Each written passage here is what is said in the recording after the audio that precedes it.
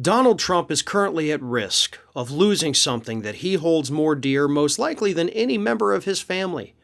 And that is one of his precious golf courses, specifically the golf course that he operates on a license from the city in the Bronx, in the city of New York.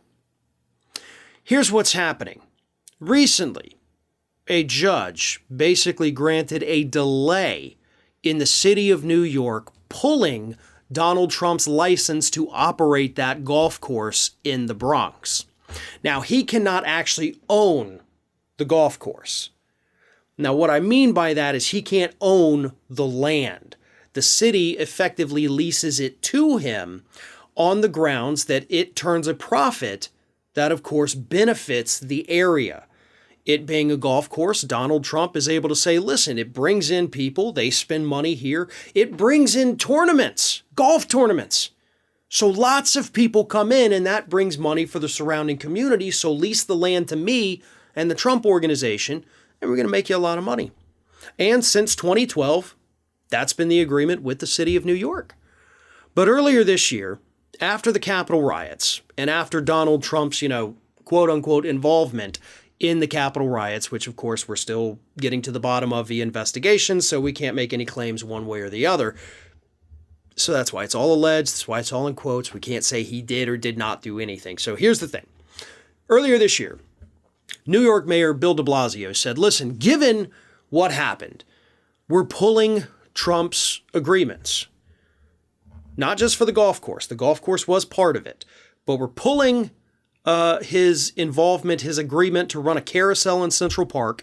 And we're also pulling his lease to operate 2 of the ice skating rinks in Central Park. Like, those are no longer affiliated with Donald Trump. You're gone. We, the city, have the authority to do that under our agreement with you.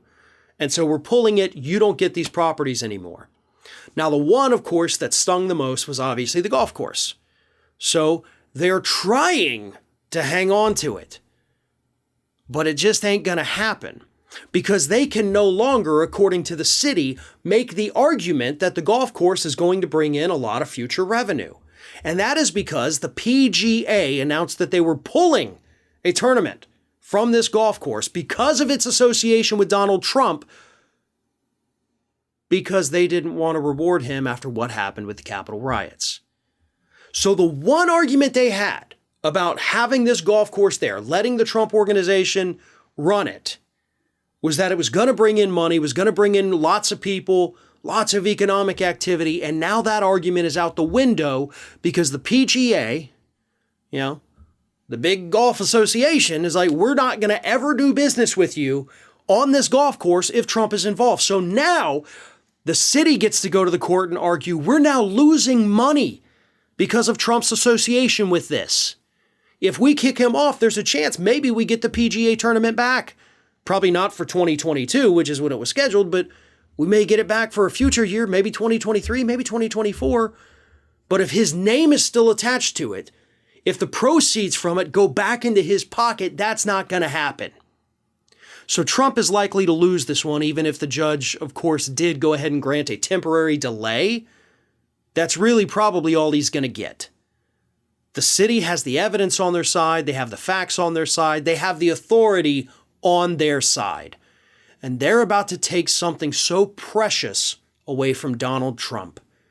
A golf course, which, as I mentioned at the beginning of this, is something he loves probably more than he loves any member of his own family. And now it's going to be gone, and there's very little he can do about it.